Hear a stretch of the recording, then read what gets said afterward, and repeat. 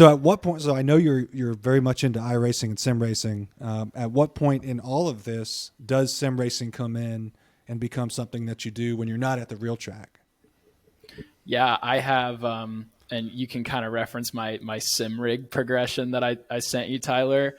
Yes. I got into iRacing pretty late. Like I grew up playing like sim arcades, and like I think the closest thing I had to a sim was like Project Cars that I was playing with a controller on an Xbox growing up. So like the real sim world didn't get introduced to me until I was probably 20, 21. I'm 25 now. And I started with like a Logitech on a desk, and then went from a Logitech on a desk to a Logitech on 2x4s that resembled an 80/20 rig. And that kind of, I had some crazy up and downs with that. And now I'm in my big 80/20 rig with triple 32s and a nice DD2 and SimTag Ultimate Blacks. So like I kind of have the world now. I feel pretty special. So But I'm going to paint the picture here, and those on our YouTube side, the video is going to pop up on the clip or the picture. Because you did send me some pictures of your sim racing progression, and I have to ask, it looks like an actual car seat with the seatbelt clip included, attached to a sturdy looking rig, quite honestly. Is that, one, a car seat, which I assume it is, and two, do you remember what kind of car it came from? yeah, put some respect on it. That's a Honda Accord from '05. We put a black light to it, and it lit up like a Christmas tree. So we think it was in some sort of fatal incident.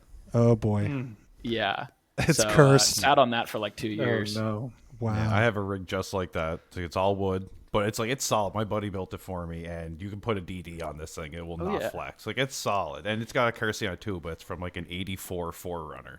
Don't hate the wood rig, man. Yeah. Oh man, it's solid. It's sitting in my barn right now because I just can't get rid of it. Absolutely.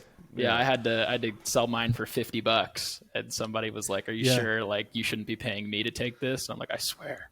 Yeah, you for good measure, Kyle sent me the looks like Facebook Marketplace for this rig, and I will quote it: "Incredible piece of sim racing engineering used for several years with my Logitech G920, but NASA found out I took it from their lab and has started to track me down. Need this heat off me before it's too late. $50, no low balls. I know what I got. See, Yeah. very solid. But I will say this: I agree with both of you guys that I have what Bradley has. I don't even know what the hell brand it is. I mean, it's a GTR. Yeah, it's an Amazon purchase. Trying to get out there, but it's like a thin metal, and it is. I have a CSLDD Fanatec. That was my upgrade from the Logitech version.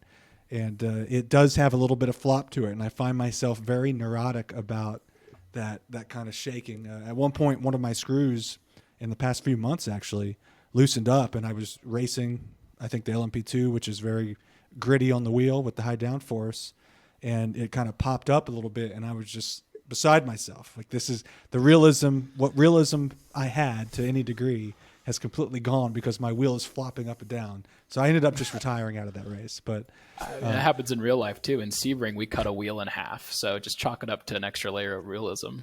That's what I will do. This is Into the Apex Motorsport Podcast Network.